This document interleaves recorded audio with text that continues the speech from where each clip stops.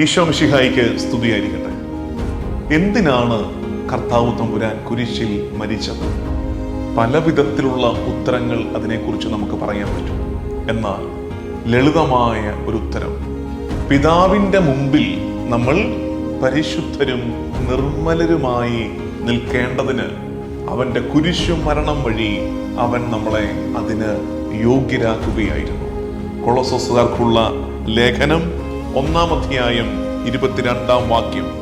എന്നാൽ ഇപ്പോൾ മിശിഹ തന്റെ മരണം വഴി സ്വന്തം ഭൗതിക ശരീരത്തിൽ നമ്മളെ അനുരഞ്ജിപ്പിച്ചിരിക്കുന്നു. അവിടുത്തെ മുമ്പിൽ പരിശുദ്ധരും കുറ്റമറ്റവരും നിർമ്മലരുമായി നിങ്ങളെ സമർപ്പിക്കുന്നതിന് വേണ്ടിയാണ് അവൻ ഇപ്രകാരം ചെയ്തത്. അനുഗ്രഹത്തിന്റെ നോമ്പുകാലം ആശംസിക്കുന്നു. ആമേൻ.